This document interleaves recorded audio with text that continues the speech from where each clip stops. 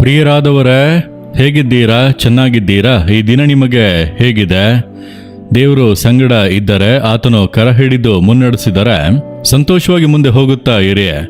ಆತನು ನಡೆಸುವಂಥ ಮಾರ್ಗ ಅಂತ್ಯ ಸಂತೋಷವಾಗೇ ಇರುತ್ತದೆ. ಈಗ ಕೆಲ ಕಷ್ಟ ಸಮಸ್ಯೆಗಳ ಮಧ್ಯೆ ನೀವು ಹೋಗುತ್ತಿರಬಹುದು.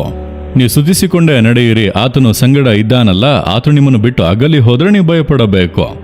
ಆತನು ಕೈ ಹಿಡಿದು ನಡೆಸುತ್ತಾ ಇದ್ದಾನಲ್ಲವ. ಯೇಸುವೆ, ನಿಮ್ಮೊಂದಿಗೆ ನಾನು ನಡೆಯುತ್ತಿದ್ದೇನೆ, ನೀವು ನನ್ನ ಕೈಯನ್ನು ಹಿಡಿದಿದ್ದೀರಿ, ನೀವು ನಡೆಸುವಂಥ ಮಾರ್ಗ ಹೇಗೆ ಇದ್ದರೂ ಆನಂದಿಸುತ್ತೇನೆಂಬುದಾಗಿ ಹೇಳಿರಿ. ಸಂತೋಷ ಬರುತ್ತದೆ. ಈ ದಿನ ದೇವರು ನಿಮಗೊಂದು ಆಲೋಚನೆ ಕೊಡುತ್ತಾರೆ.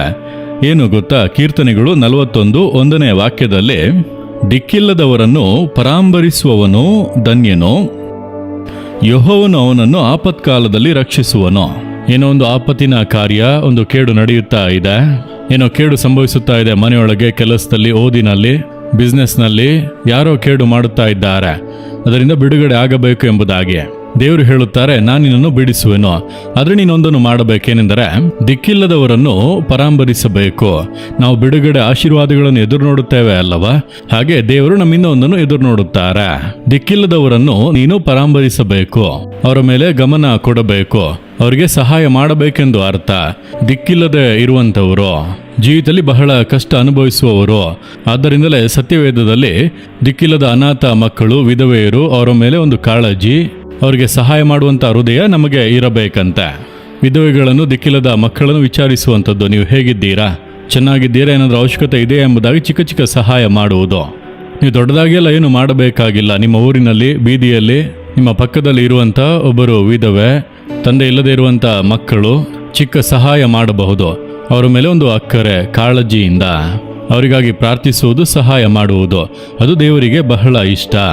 ಅಂಥವರನ್ನು ದೇವರು ಆಶೀರ್ವದಿಸುವರಂತೆ, ಅವರನ್ನು ಬಿಡಿಸುವರಂತೆ. ಆದ್ದರಿಂದ ನಿಮ್ಮ ಸುತ್ತಮುತ್ತಲೂ ಇರುವಂಥ ಕಷ್ಟಪಡುವಂಥ ಜನರನ್ನು ನೀವು ಪರಾಂಬರಿಸಿರಿ.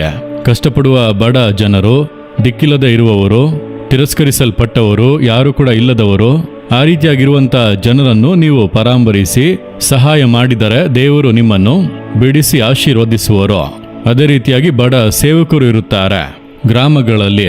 ಅವರು ಬಹಳ ದೀನ ಅವಸ್ಥೆಯಲ್ಲಿ, ಕಷ್ಟಗಳ ಮಧ್ಯದಲ್ಲಿ ಸೇವೆ ಮಾಡುತ್ತಾ ಇರುತ್ತಾರೆ, ನೋಡಿದ್ದೀರಾ? ಅವರ ಮೇಲೆ ನೀವು ಗಮನ ಸಲ್ಲಿಸಿ ಒಂದು ಚಿಕ್ಕ ಸಹಾಯ, ಒಂದು ಡ್ರೆಸ್ಸನ್ನು ತೆಗೆದು ಕೊಟ್ಟರೂ ಕೂಡ ಅಷ್ಟು ಸಂತೋಷ ಪಡುತ್ತಾರೆ.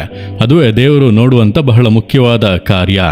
ಹಾಗಾಗಿ ಕಷ್ಟಪಡುವಂಥ ಬಡ ಜನರು, ಬಡ ಸೇವಕರು, ಅವರ ಮೇಲೆ ಗಮನ ಸಲ್ಲಿಸಿ ಅವರಿಗೆ ಏನು ಸಹಾಯ ಮಾಡಬೇಕೋ ಮಾಡಿರಿ.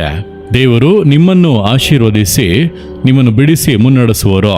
ಈ ವರ್ಷದಲ್ಲಿ ನೀವು ಯಾರಿಗಾದರೂ ಆ ರೀತಿ ಮಾಡಿದ್ದೀರಾ? ಕಷ್ಟಪಡುವಂಥ ಯಾರಿಗಾದರೂ ಸಹಾಯ ಮಾಡಿದ್ದೀರಾ? ಒಬ್ಬರು ವಿಧವೆಗೆ, ತಂದೆ ತಾಯಿ ಇಲ್ಲದ ಅನಾಥ ಮಕ್ಕಳಿಗೆ, ದಿಕ್ಕಿಲ್ಲದೆ ಇರುವಂಥವರಿಗೆ, ಯಾರೊಬ್ಬ ಬಡ ಸೇವಕರಿಗೆ ನೀವು ಸಹಾಯ ಮಾಡಿದ್ದೀರಾ? ಆ ರೀತಿ ಇಲ್ಲ ಅಂದರೆ ಅದನ್ನು ಮಾಡುವುದಕ್ಕೆ ನೀವು ಪ್ರಾರ್ಥಿಸಿರಿ. ನಾನು ಆ ರೀತಿ ಮಾಡುತ್ತೇನೆಂಬುದಾಗಿ ಒಪ್ಪಿಸಿ ಕೊಡಿರಿ. ದೇವರು ನಿಮ್ಮನ್ನು ಆಶೀರ್ವದಿಸುವರು. ಆ ರೀತಿಯಾಗಿ ಮಾಡುವಿರಾ? ಯೇಸುವೆ, ದಿಕ್ಕಿಲ್ಲದವರನ್ನು ನಾನು ಪರಾಂಬರಿಸಬೇಕು, ಅವರಿಗಾಗಿ ಪ್ರಾರ್ಥಿಸಬೇಕು, ಅವರಿಗೆ ಸಹಾಯ ಮಾಡಬೇಕು. ಅದಕ್ಕೆ ನನಗೆ ಕೃಪೆ ಕೊಡಿರಿ. ನಾನು ನಿಮ್ಮ ವಾಕ್ಯಕ್ಕೆ ವಿಧೇಯನಾಗುತ್ತೇನೆ, ನಿಮ್ಮ ವಾಕ್ಯಾನುಸಾರ ಬಾಳಲು ಒಪ್ಪಿಸಿ ಕೊಡುತ್ತೇನೆ. ಯೇಸುವಿನ ನಾಮದಲ್ಲಿ ಆಮೇನ್, ಆಮೇನ್.